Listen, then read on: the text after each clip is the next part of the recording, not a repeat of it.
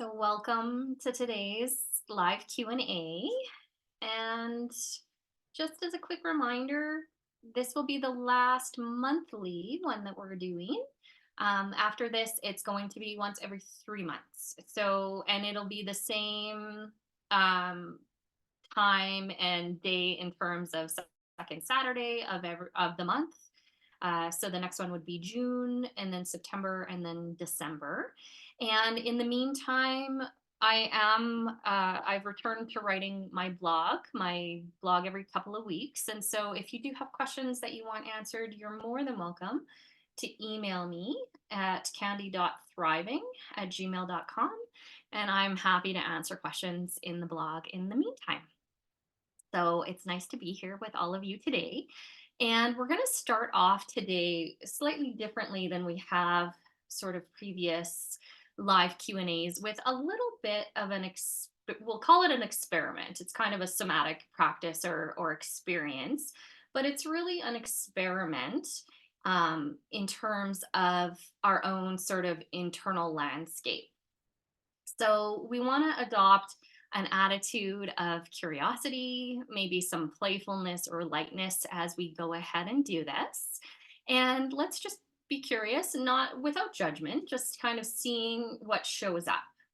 And so you can either do a soft downward gaze, or if you're comfortable, close your eyes and just take a breath or two. I'm going to keep my eyes open for now because there's still people joining and I don't want to miss not admitting somebody. So I'm going to keep my eyes open, but please close your eyes or soft downward gaze. Take a few deep breaths and just really kind of settle into the moment. And just bringing that curious awareness of noticing what you notice within your system right now. Noticing how your breath is. It might be short and shallow. It might be long. There might be more of an emphasis on the inhale versus the exhale. There may be certain sensations that call your attention or not. You might notice a busy mind, or your mind might just be curious and present in what we're doing. So just noticing all that. We're not trying to change anything. We're not fixing. We're not judging. We're just noticing. And now bring to mind somebody that you love. So someone that's currently alive in your life that's really special to you. Think about that person. If you're a visualizer, you can picture them, or you can intend to connect with them energetically, just kind of bringing them into your energy if that fits for you. Just really noticing that person that's so special to you. And you might think about why you love them so much. What is it about them that makes them so special? Or how is it that you feel when you're in their presence?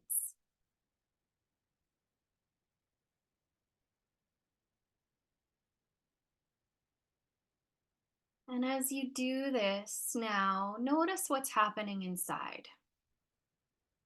So, again, bringing your awareness perhaps to your breath. Is it the same or is it different than what it was before? What about the sensations in your being? What do you notice?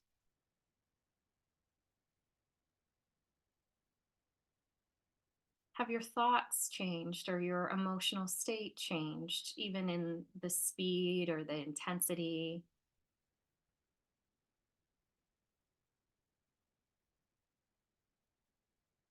And then again, coming back to just bringing to mind that person that's so special that you so appreciate.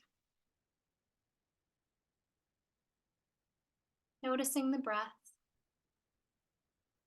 You might notice a little bit longer inhale, as often happens when we experience an elevated emotion.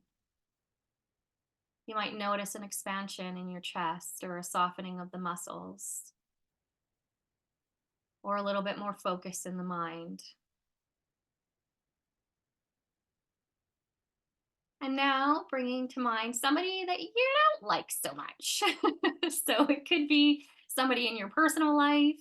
It could be a famous figure or corrupt politician, whatever you choose. It doesn't really matter, but bringing to mind somebody that's not your favorite. And notice what happens. What happens to the breath? What about your muscles?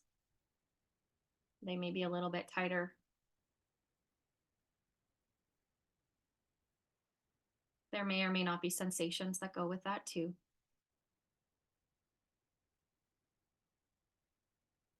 And then dropping or releasing that person and coming back to the one that you love. And if it's difficult to release that person, then through the next couple of exhales, imagine that you're breathing them out. So you can breathe them out through your breath, you can breathe them out through your feet, and then coming back to focusing on your loved one, what you appreciate so much about them, how wonderful it is to have them in your life.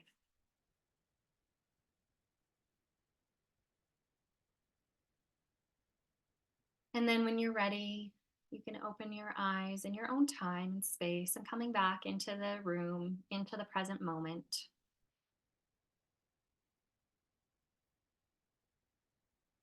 And that's just a quick example of, how our thoughts affect our physiology. So some of you may notice more things than others. You're welcome to put in the chat if there's certain things that you notice or differences that you notice that you want to share. Please feel free to pop that in the chat.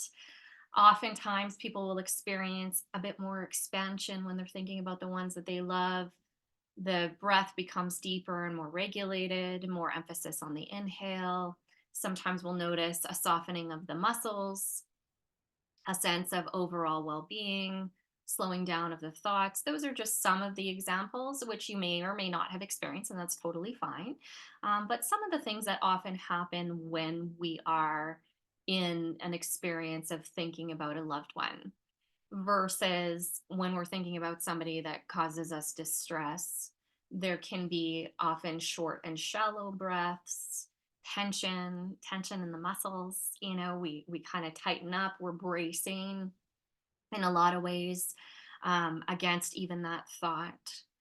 And what's important here, and the reason why I wanted to start with this today, is it really gives us a clear example of how our physiology is directly connected to our thoughts and our emotional state. And so we start to see, sometimes in subtle ways with experiences like this, and sometimes it's not so subtle, the experiences that we're having, how that mental and emotional state really shows up in the body and how the body responds to that, right? And not just, physiology, but also our breath, our breathing, our muscle tone, etc. And that's why all brain retraining programs, regardless of which one you're doing, has an element of focusing on catching and redirecting negative thoughts and emotional states, and there's sometimes different languaging that's used, for that, but it's imperative that we recognize and actively intervene with the things that affect our physiology. Exercises like this also give us an opportunity to really start to see, that mind body connection, right? And so we can start to see, okay, so in just a few moments of thinking of somebody that I dislike, I notice how my physiology responds to that. So we can imagine what happens in our physiology over time if we are in a state or have been in a state in the past of a chronic stress response, right? Like, you think about that, from that non-judgmental bigger picture perspective. And we can really start to see how physiologically, certain things can develop as physical illnesses or physical malfunctions, if you want to call it that, over time as a result of being in a certain stress response, right? And recognizing that our stress response is directly correlated with what we're thinking and how we're feeling and how we're behaving, in the world, right? And so can start to see, okay, so even though sometimes symptoms or issues can seem physical in nature, right? Like they're very real, brain retraining does not mean that it's all in our head in that way, right? It's telling us that, real physical manifestations can occur as a result of prolonged exposure to that chronic stress, prolonged exposure to the unhelpful thoughts and emotional states that sometimes happen, and sometimes we grew up with them. It was just our state of being, right? So it's not a fault thing or a blaming self, but it's an opportunity to really see that you know physical issues, how they're intricately connected with our mind and our mental processes and our nervous system state and regulation. And so, I'm just bringing this up as an example to highlight like that real importance of being the curious observer and actively intervening, monitoring and actively intervening on that emotional and thought process level.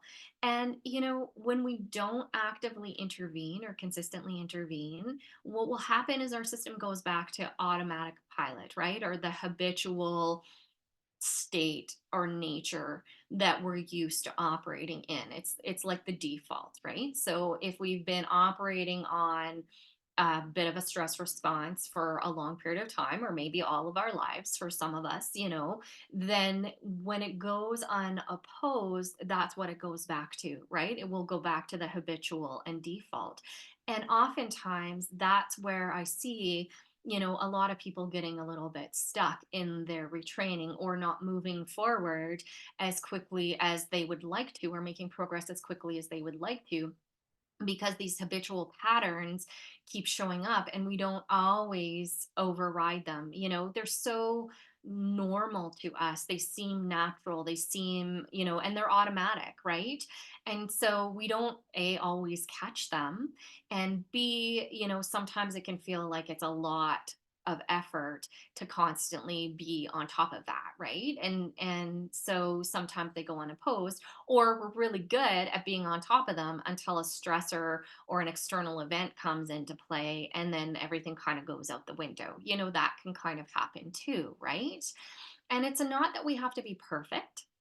We don't have to be perfect in our catching and directing, but we do have to be like repetitive about it. We have to be a little bit consistent, and we have to be able to have the awareness of what's happening. And that's why all brain retraining, emphasizes this, but in order to catch that, recognizes, in various wording and formats, that the curious observer is fundamental to be able to notice that, to be able to catch that, to be able to acknowledge that. And so we want to continue to cultivate that curious observer.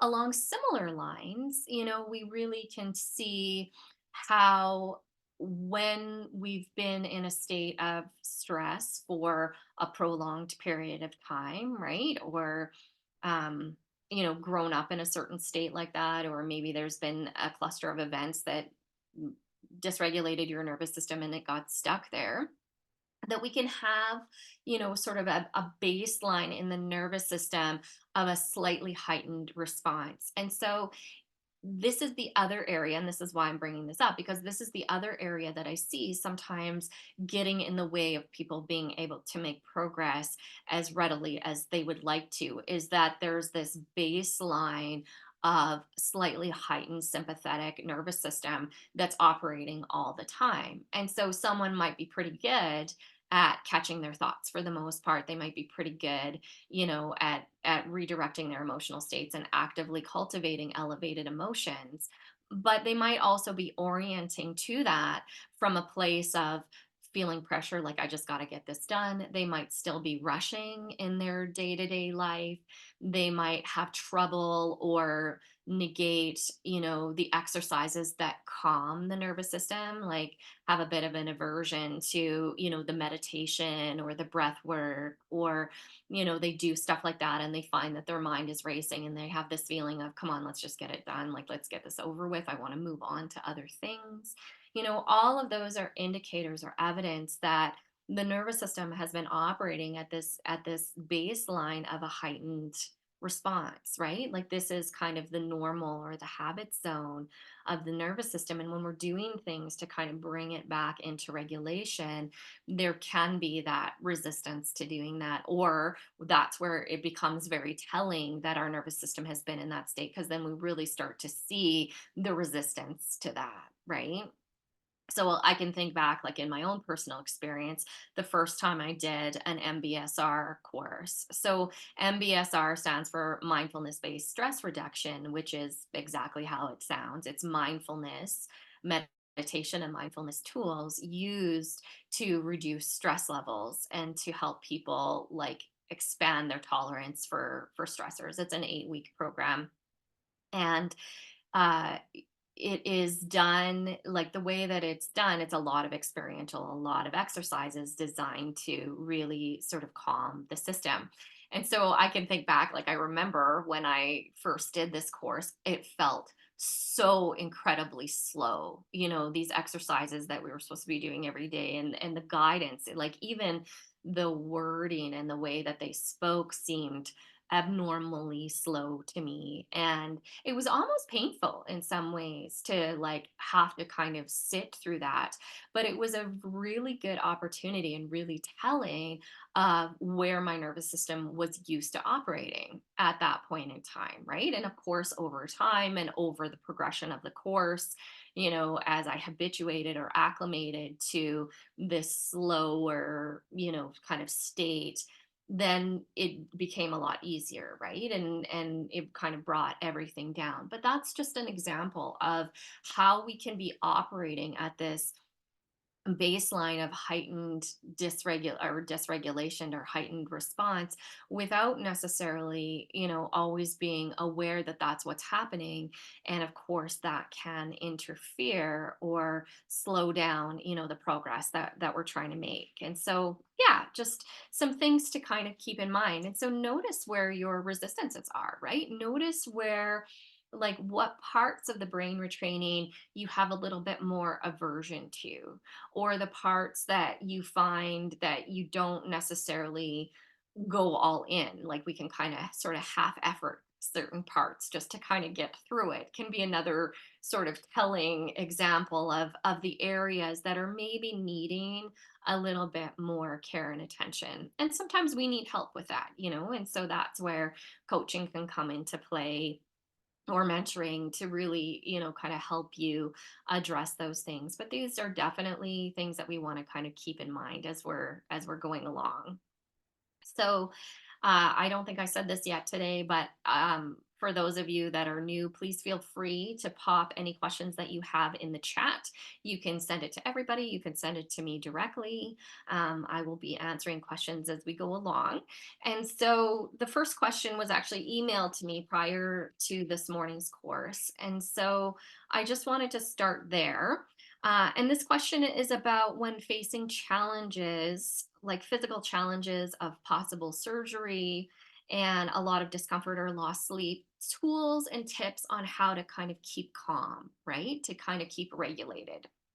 So this fits very well with what we've just been talking about, in a lot of ways. And so the first thing I would say in a situation like that, where there's been perhaps an external event or circumstances that are requiring medical intervention, we want to be aware of how we're interacting or engaging or responding to that experience. And this is often where it is very helpful if we have a belief in something greater than ourselves, whether that's a higher power or a higher consciousness that's guiding in everything that goes on. Because when we have sort of that belief or faith, It's an opportunity for us to practice that trust and faith, practice that surrender and letting go into something greater, into the notion that we're taken care of, and that we're going to be okay, regardless of what that outcome necessarily looks like. And we often see that people who have that level of faith, or who can activate that level of faith and trust when they're going through challenging times, it can provide that buffer to the nervous system, right? It can provide a way of bringing down the anxiety that we might otherwise be experiencing. So that's certainly something to explore if that's a fit for you, and that's a part of your life. Then definitely draw more on that, bring more of that in through intention or prayer, or however it is that that works for you. The other thing to really look at is, okay, so we've had something that's triggered, certain thoughts and emotional states in our system. So we want to be mindful of what it is that we're entertaining, and to recognize from that bigger picture perspective that the best thing that we can do for ourselves, the best way that we can help support ourselves through this challenge, is to stay calm and regulated. Like, that is going to be the most supportive and the most conducive to you having an optimal experience through a procedure, an optimal recovery. And, there are things that can help with that. Certainly, this is where we see Reiki being really useful and often incorporated into a lot of hospital settings before and after surgery, to help kind of bring in that regulation in the nervous system. So that certainly is one option. Another option is to really cultivate your curious observer, and to actively choose not to entertain the thoughts that are going to make it harder for you to get through that process. So that would be like all of the fortune telling, all of the potentially catastrophizing, predicting the future and what that's potentially going to look like, entertaining the fears and the what ifs. We don't know what the outcome is going to be. We don't know what's going to happen. And that uncertainty with the unknown often is what can be a little bit dysregulating. But what we want to do is expand our range, that it's equally as possible. So we've got all of these ideas of what could potentially happen. The opposite of all of those ideas are also equally as possible. And that's where, using Byron Katie's method of challenging those thoughts, when we have those thoughts, the first thing we ask ourselves, is that true? And regardless of the response to that, you go to the next step, and really, is that really true? Like, in all circumstances, scenarios, and situations, do we know unequivocally, absolutely, that this is absolute truth? And her wording is a little bit different, but you get the idea. And the answer to that, typically, almost inevitably, is no. And so when we start to recognize, okay, so my thoughts about this aren't necessarily true, then it opens up the possibility to, what if the opposite were true? You know? And then we can start to broaden that perspective, where we're not getting that sort of tunnel vision, that narrow limbic system, you know, perspective, where it's a negativity bias and all of the opposites of that are channeled out, and we're not seeing the bigger picture perspective.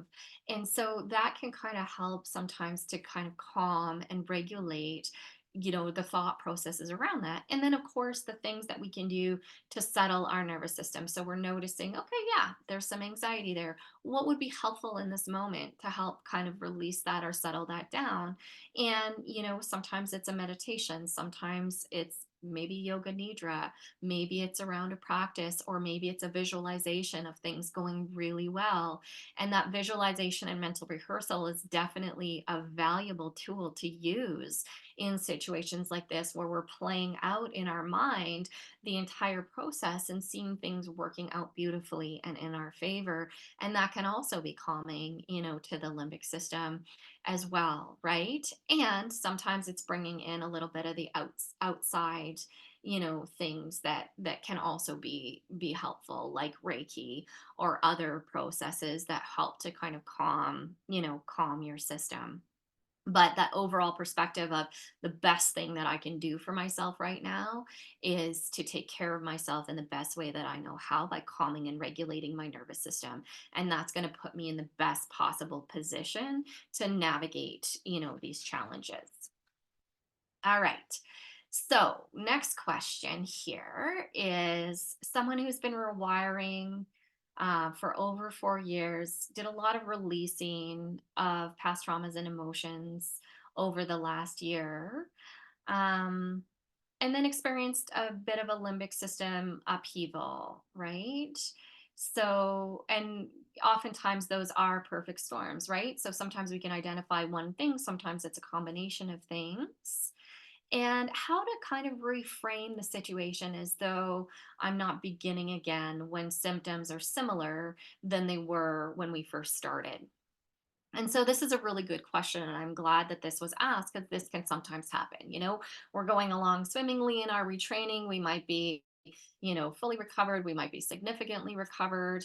We might be at a different place where we've addressed or we're addressing, the underlying factors that predisposed us on a good trajectory, right? And then boom, life happens.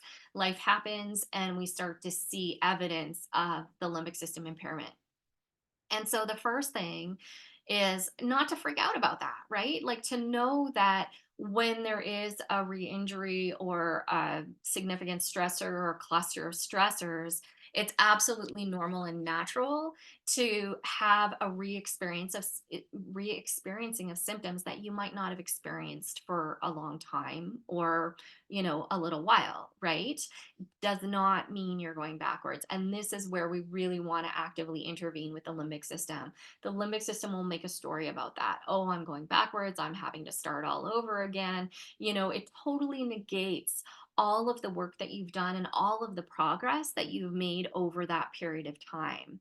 When in actual reality, all that's happening is that, you think about the new pathways on the one hand and the old maladaptive pathways on the other. What's happening is that there's now an imbalance due to circumstances or life events where the maladaptive pathways have become more heightened again. They've become more stimulated again. It doesn't mean that all of the good stuff that we've done, all of the adaptive pathways that we've created in our brain and the neurochemistry that goes with that, it doesn't mean that that's just all of a sudden gone. That foundation is absolutely still there. It's just overshadowed by this right now. And so it doesn't mean that you're starting over. It doesn't mean that you're going to have to work as hard as you did the first time, to move past that.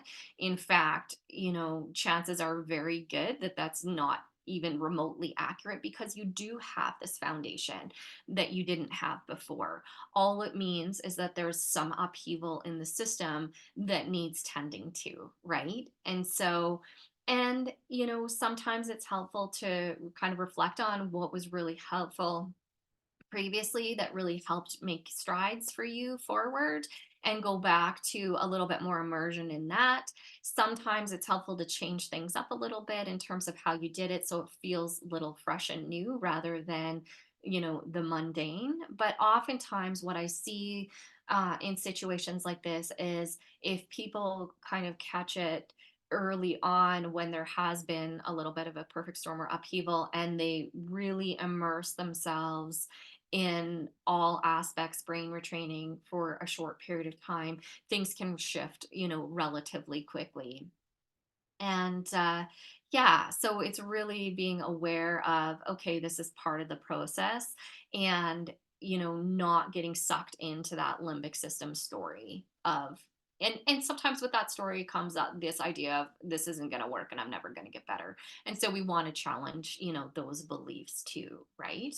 And to recognize that full recovery is not only alleviation of symptoms, it's creating that level of resilience by addressing, the underlying patterns that predisposed us in the first place, to make us less likely to experience, the same level of upheaval with future stressors. And sometimes that's, a bit of work in progress, and all good, right? So you just keep doing what you know to do, you keep moving forward, and you challenge the maladaptive thoughts and beliefs that are suggesting to you, otherwise. right? Because that's where the limbic system, the limbic system is a little bit tricky in the sense that it will pick the things that are more likely to trigger us, right? And so that's where we want to be really mindfully aware of, what is it that is our deepest fear? And our deepest fear often is, I'm never going to recover. This is never going to go away. And so we want to start to challenge that belief system. And again, that Byron Katie's The Work of Challenging, is that really true? And what if the opposite were true? Can be really helpful. And who would I be, if the opposite were true? How would I be in the world? And start to work with that a little bit. All right. Another question is, okay, so here's a situation where somebody has unfortunately tested positive for COVID. Didn't have a very good experience the first time, now back to having this experience. And so, what I would say, the first thing to kind of keep in mind with that is to recognize that you are not the same person that you were when it first happened, that you've been actively, doing your retraining, you've been actively regulating your nervous system, you've been moving forward in a number of different ways, and so who you are and where you're at now is different from where you were then. And even if we kind of question that a little bit in our mind, having that broader picture perspective of, things and people change over time, and we're not the same person now that we were in our past or previously in our lives. And so the limbic system works by patterns of association, right? So it's natural and normal that it's going to go from this idea of, okay, here I am now. So therefore, it's going to be the same as the previous experience. And maybe the previous experience was really challenging, right? That's not necessarily true. It's just a pattern of association that the limbic system has. And so, again, we want to challenge that a little bit and to really give yourself the permission and space to do what needs to be done in order to heal.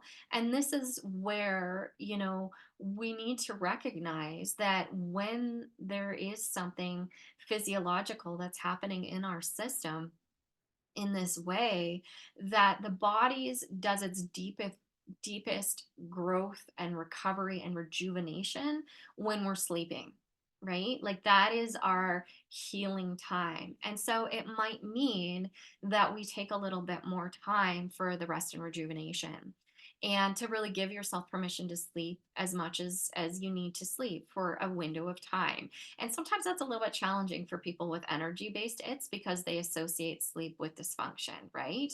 But in this case, sleep is restorative. And so we want to, watch the pattern of association that we have with that and really giving self permission. And then outside of that, the things that are going to most support your nervous system and immune system in being boosted and being able to help you move forward are the regulation activities and the elevated emotional, activities. So this is a good time and space to like watch funny shows, or things that are uplifting, and sometimes distractions, temporarily in a situation like this can be really helpful with that. So distractions, things that elevate your emotional state but don't require a lot of energy to do so. So maybe not so much like a laughter yoga class right now, but something else that you find takes you there. Maybe it's through mental rehearsal or visualizations in your round of practice. Maybe it's through, like I said, a funny video or something like that that's really helpful. But really looking at it like, okay, this is a time to kind of bring in more inputs and to do restorative activities. Yoga nidra would be another one that's really good. And then yeah, having, like you said, the self-compassion and acceptance attitude, right? And finding that balance. And really, if there's a concern that a little bit of more space and time to just rest and be is going to turn into something that's not helpful limbically, then what we want to do is we want to, maybe put a time frame on that. Let's do this for a few weeks, or whatever time frame you give it, and then reevaluate, right? And as what often happens is if we can really step back and give ourselves permission for that restoration, you will naturally notice that as you're receiving more restoration, your system will automatically start gravitating to wanting to do more. Wanting a little bit of movement, maybe wanting to sit outside in the fresh air, etc. And so you kind of move forward with that. All right. Any ways to train on water, clothes, or furniture? And so, again, all of these things, that's a great use for incremental training. And so, what incremental training entails is bringing these things into your experience and then immediately going into a round of brain retraining practice, and elevating your emotional state. And so, depending on where you're at in with each of these things, your starting point, what we want to think about is something that pushes the edge of the comfort zone a little bit, but not into like a full blown, like crazy symptomatic situation that you find it hard to kind of pull yourself out of, right? And so it's about like a slight introduction to this. So maybe it's about holding that piece of clothing or putting it on for 5 minutes, or holding the glass of water, or taking a small sip, or smelling it, whatever. Small steps, and then immediately actively redirecting your brain and elevating your emotional state, and then repeating that over time. And over time, as you repeat that, you can start to expand your incremental training. And so maybe you've gone from holding the glass of water to actually taking a sip, or drinking half a glass, or whatever that happens to be. But it's slow, incremental steps with that active redirection and repeated over and over and over again that will change your brain's pattern of association with these things. So they're no longer being seen as threatening to you, but that recognition that this is okay. So, can you address mast cell activation syndrome and how to brain retrain with this is a lasting symptom, with lots of itching, sneezing, etc. And so, it's interesting with mast cell activation. A lot of people want to somehow put it in a different category or separate it from other aspects of limbic system impairment. And so I would say that's the first thing, to be aware of if that is something that's going on for you, to really put it in the same category as all of the other versions of limbic system impairment. It's just a different expression. It's just a different expression of that. So you still want to catch your thoughts and redirect your thoughts. You still want to actively elevate your emotional state.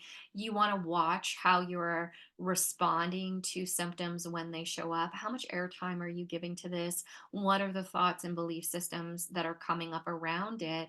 And ensuring that your mental and emotional state is conducive to recovery, right? And so a lot of times our kind of internal workings can be working against what we're actually trying to achieve, or our belief systems that this is somehow different, this is harder, this is going to take longer, whatever that happens to be. And that's not just true for mast cell activation. There's other areas, sometimes people will have certain things in their rewiring that go really easily for them, and other things that they do hold these beliefs that this is somehow different or harder. So we want to be really mindful of that. And with the symptoms, trusting that as you actively direct your brain, that those are going to settle down and go away in their own time. They're not the focus. There and there comes a point where we don't want to give them a lot of airtime and attention. Recognize that it's our brain and nervous system changing, and the changes physiologically that will happen as a result of that, that's going to take care of those. Our job is to do what we need to do to retrain the brain and regulate the nervous system. And so that's where we bring, the focus back to. Have you worked with thoughts who, oh, okay, so who were born, I think she means people who were born with a stressful sympathetic state? So yes, there's a lot of people that go through brain retraining that maybe didn't have the best start to life, whether it's picking up stress hormones or chemicals in utero, whether it's not getting that healthy attachment bond in those early months and years of life. And it does set the nervous system up for dysregulation, right? There's no question.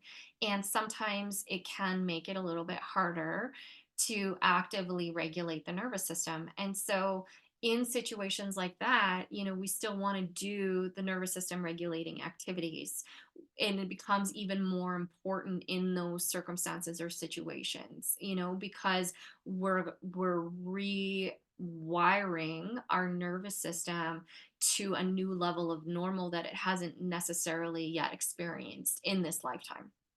And it's entirely possible, like you think of even in the attachment work, they talk about like earned secure attachment, right? So there's secure and insecure attachment, and there's different forms of insecure attachment that we don't need to go into, right now. But to know that people with insecure attachment can actually earn secure attachment, right? And doing that through the nervous system practices, through the showing up for yourself in a very kind, loving, nurturing way, recognizing what was missing and providing that for yourself. And for those who are doing the Gupta program and do parts work, this would be a great space for that, incorporating some parts work with those younger children or younger aspects of self, that didn't get what they need, and really giving them, that loving care and attention, and then bringing that forward into adult life today of what would be nurturing for me, what would be supportive, for me, what would help my nervous system know that I'm safe.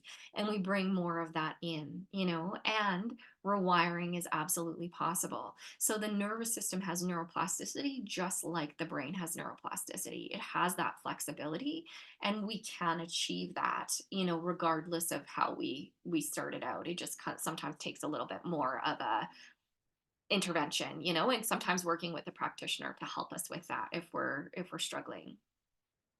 Any tips on brain retraining while going through significant loss or grief processing? All right. So, yes, a couple of things to definitely keep in mind when you're early on, especially when you're early on in the grief and loss process. What is most important is to give yourself the space to feel the feelings for the things that you cannot change. And by allowing yourself to process those emotions, so remember, emotions are energy in motion, they're meant to move through us. And by moving through us, it helps us to navigate and to adapt to the current situation or circumstances that's different from what we've experienced before. It actually gives us the resources that we need to continue, to move forward. I wouldn't use the word get over, like that's not part of grief and loss. It's about adapting to the new circumstances or situation. And so, really giving yourself this time and space, when the emotions are coming up, to allow those waves to move through you. And then increasing self care. Grief and loss takes a lot of energy. Oftentimes I think back to when I worked for hospice as a bereavement counselor, we would often show a pie chart of like energy expenditure and what that looks like for a grieving person versus a regular, person who's not experiencing intense grief and loss.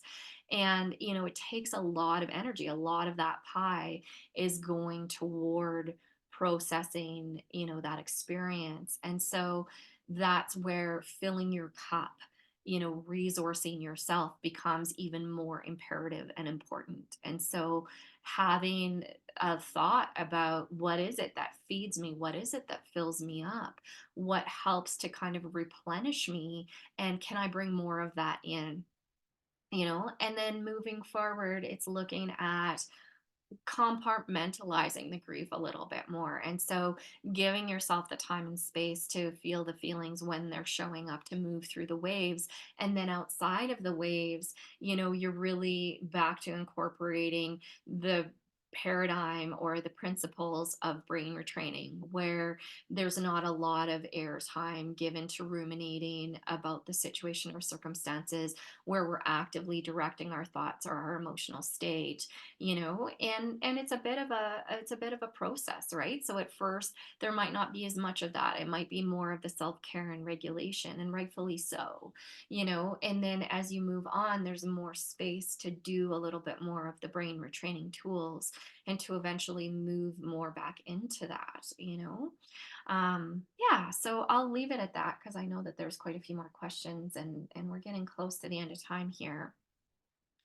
It's that uncertainty and unknown that since a young age has been a challenge, being okay where I would just stay in the fear of that. And so, uncertainty and unknown is a limbic system trigger for everybody to various extents. Our brain doesn't like the unknown, right? The limbic system doesn't like change.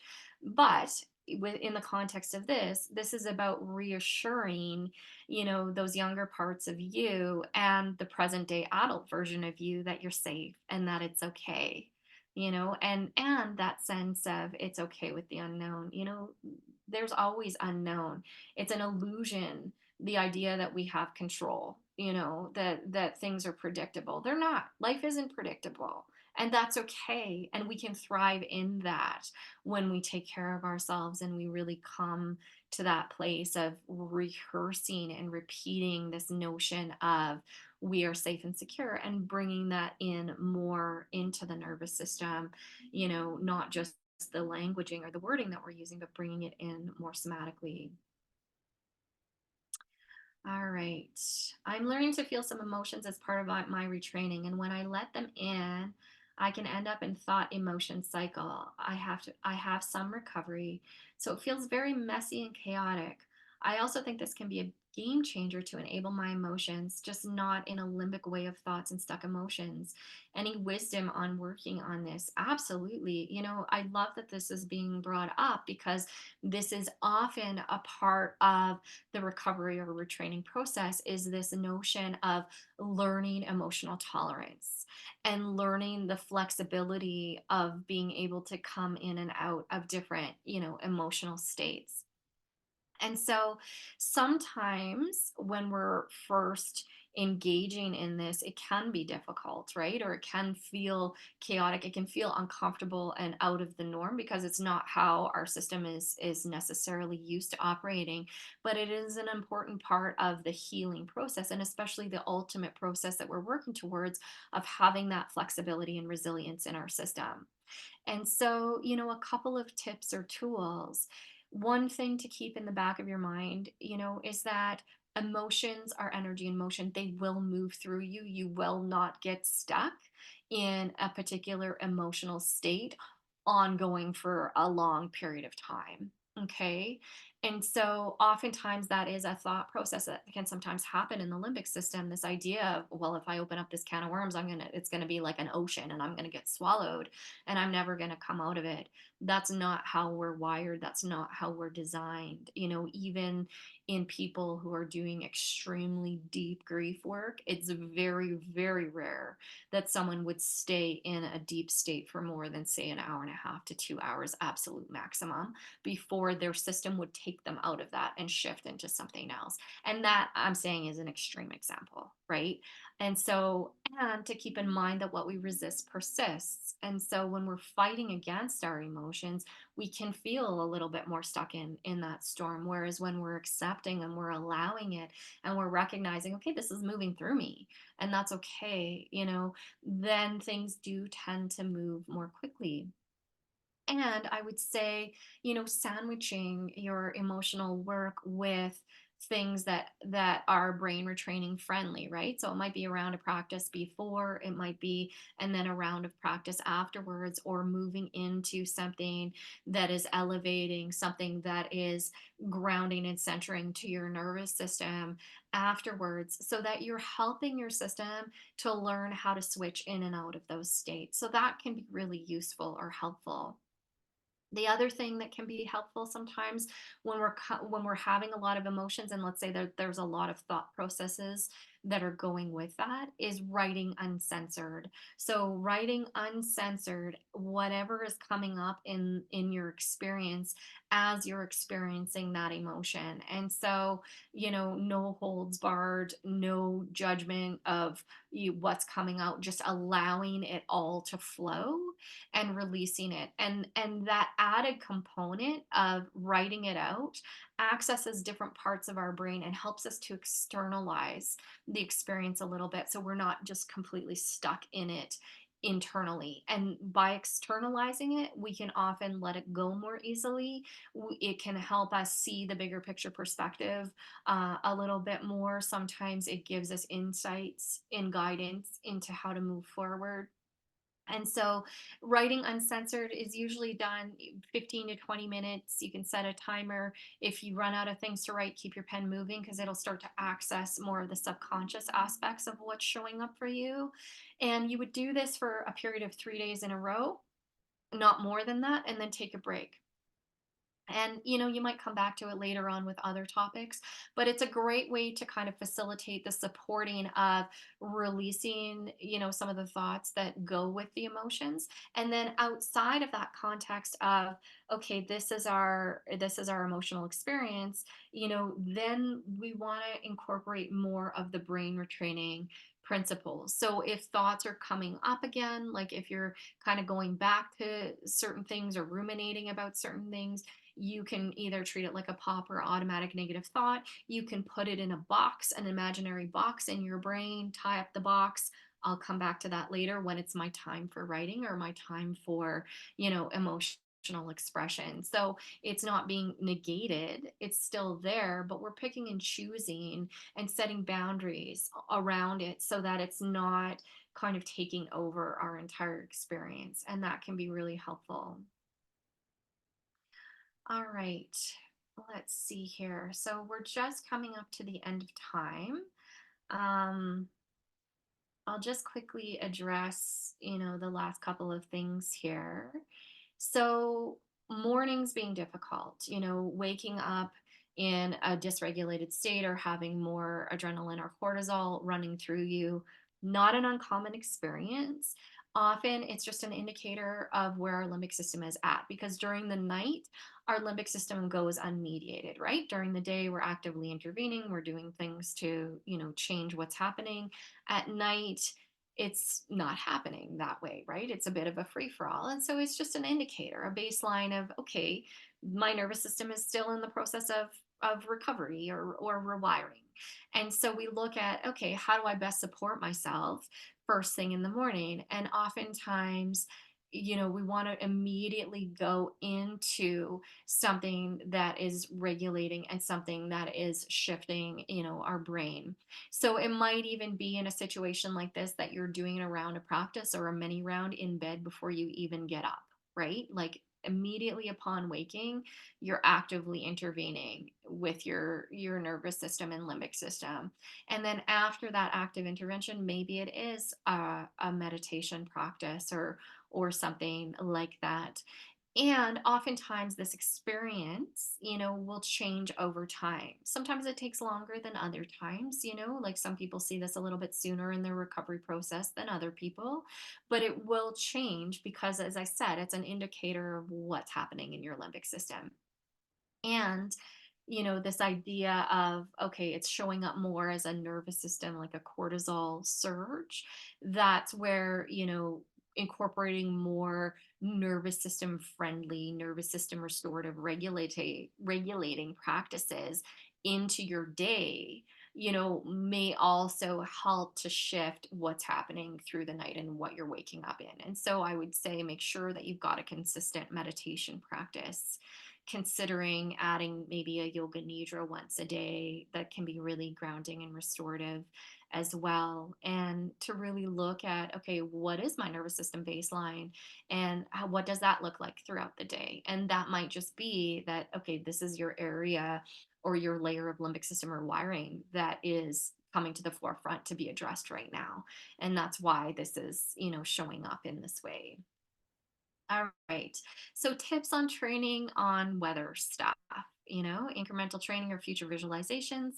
I would say both, and both in the sense of picking or choosing which one depending on where you're at. So if there's a lot of dysregulation, a lot of thoughts, a lot of anxiety that comes up with the notion of weather fronts, then you want to use it as incremental training. You want to do that at the beginning of your round, bring up the trigger, go into your round of practice, actively redirecting, changing your emotional state so it changes the pattern of association. If it's not like super intensive, it's more there's a reaction or a symptomatic response or sensations that go with that, then you can lean more towards the future visualization or the mental rehearsal aspect of that, of there's a weather front of a certain type and I'm feeling great, and this is what's happening with me, and you get that mental rehearsal or visualization that really tells the brain that all is well in this circumstance. And so I see these kind of like as a trajectory or as a progression, right? You start when things are a little bit more intense, start with them with incremental training. As they become less intense, use them more as mental rehearsal and future visualizations. And then, of course, catching the pops on the automatic negative thoughts and the belief systems that are maybe running even outside of those experiences, right? All right, so we're a little bit over time with questions. I apologize for that, but let's still go into our breath work and the meditation because, as we saw in our initial experience this morning, where our nervous system is at and how we're doing is a fundamental part of recovery, and we really want to take the time, to honor that aspect of their training or the rewiring process. So, for those of you who already know how to do alternate nostril breathing, please feel free to go ahead and start. And for those of you that this is new, I'm going to walk you through it. And so, what it looks like, it's alternate nostril breathing. So, we're like literally breathing through one nostril and then the other. So you take your left hand and you put your index and thumb together, 3 fingers straight, and then just set it down gently on your lap. Um, and just relaxing that on your lap. And then your index finger and middle finger of the right hand go on the bridge of your nose. And you're going to use your thumb on your one nostril and your ring finger on the other nostril to alternately plug each of the nostrils. So, again, placing the 2 fingers on the bridge of your nose, take a deep breath in and breathe out through both nostrils. And then breathing in again. And then plug your right nostril with your thumb and breathe out your left. Breathe in your left nostril. Plug it with your ring finger and breathe out your right.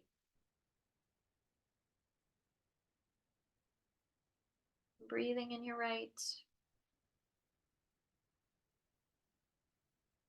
Plugging your right with your thumb and release your left. Breathe out your left. Breathe in your left. Switch and breathe out your right.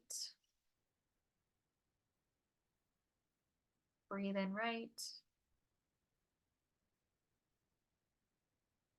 Switch and breathe out. Breathe in.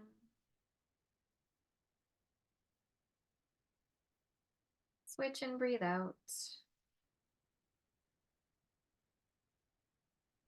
Breathe in.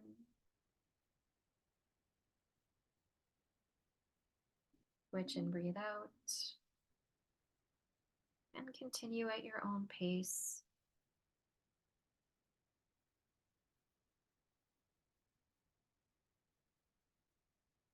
And if you can, lengthening the inhale and the exhale just a little bit more.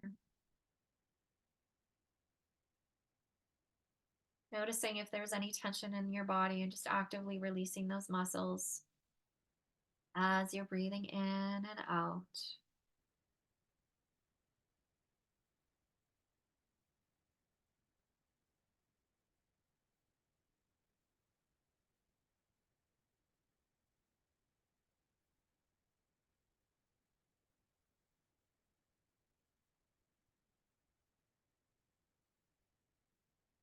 Good.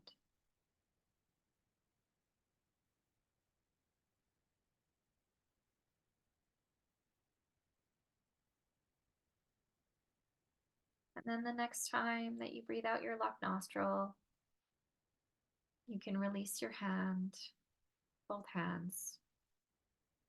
Just releasing your hand into your lap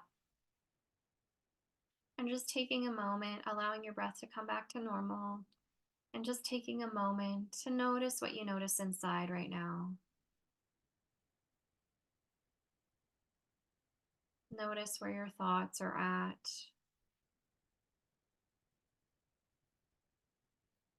Maybe any sensations, sometimes there's tingling, any sensations that might be showing up, and your emotional state in this moment, just curiously noticing. Maybe it shifted just in this few minutes, or not. And then we're going to take this energy with us into our meditation. And so, keeping your eyes closed, allowing yourself to sit comfortably and easily.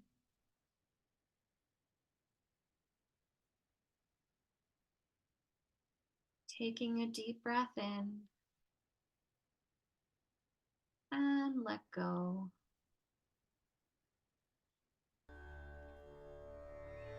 Another deep breath in and let go.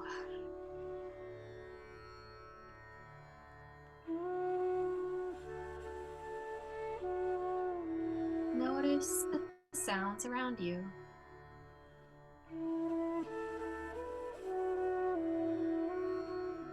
Maybe there's traffic going by or people talking.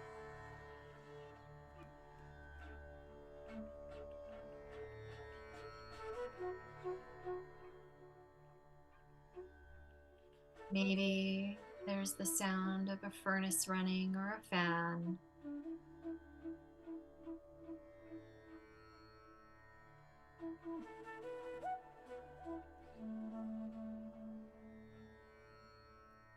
Noticing all the sounds around you and accepting all the sounds.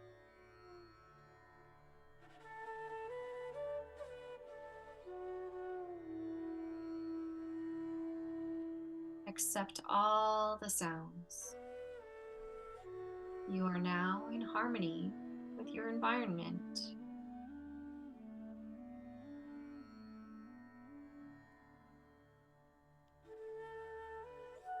Take a deep breath in and let go.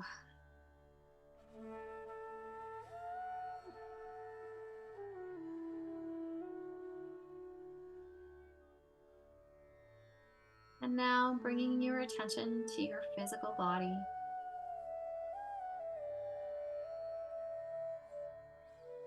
Your body is a gift from nature or the divine.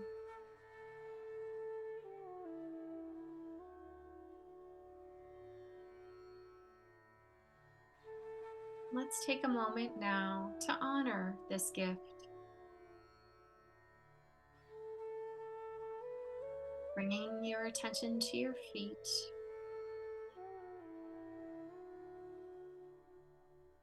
Inviting relaxation into your feet.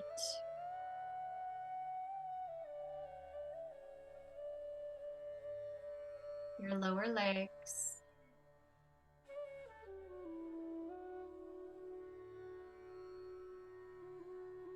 Knees.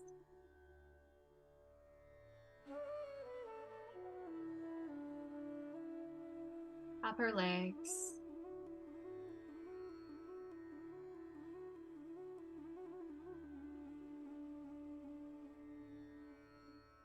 Hips and pelvis.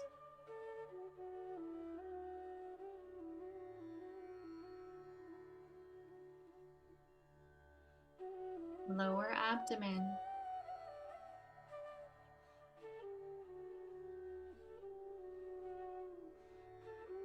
Stomach.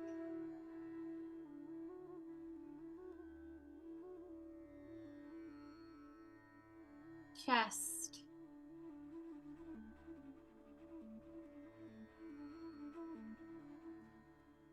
Back.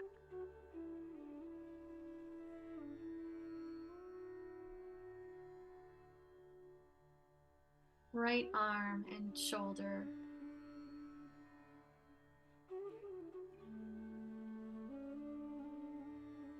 left arm and shoulder,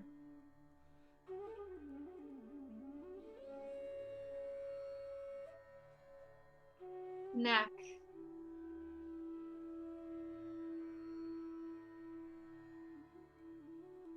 face,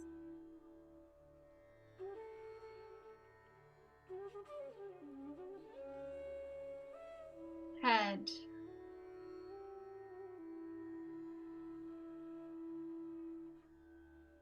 the whole body.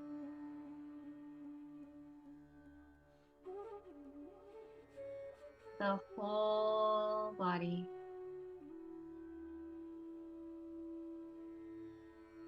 Take a deep breath in and let go.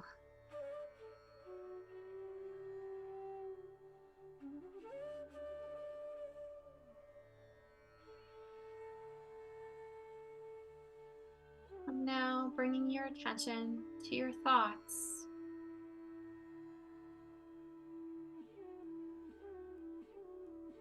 whether good thoughts or not so good thoughts. Let them be. Do not, in this moment, resist any thought. Let them come and go.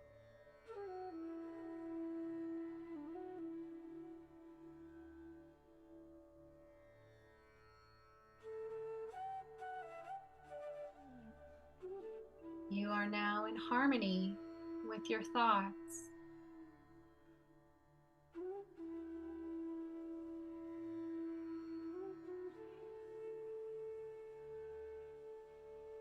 Take a deep breath in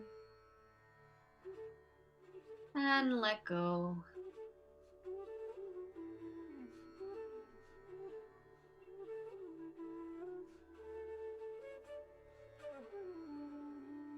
Now bringing your attention to your emotions.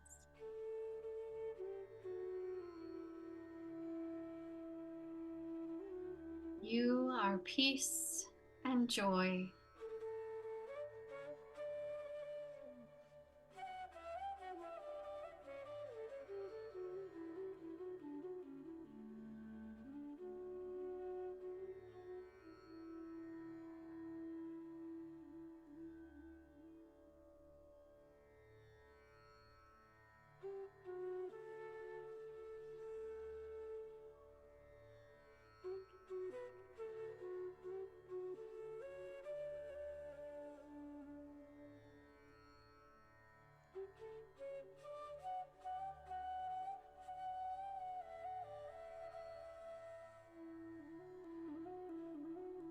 Bringing your attention again to your emotions.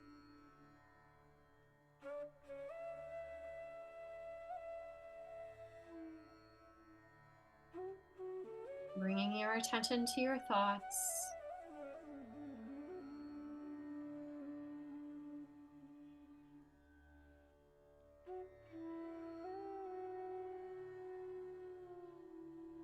Noticing any physical sensations.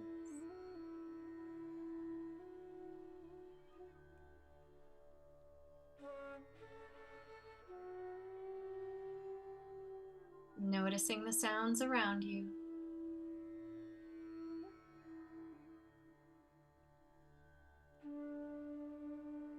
Taking a deep breath in and letting go. One more deep breath in and letting go.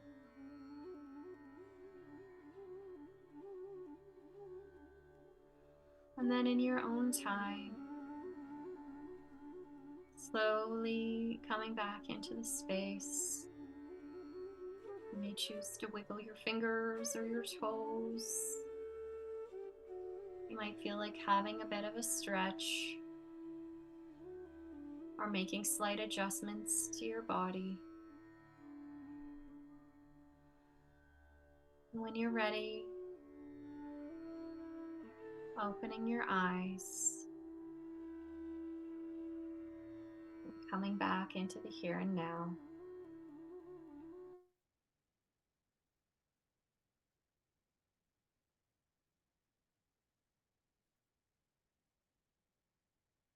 And just taking a moment now to just notice what you notice inside.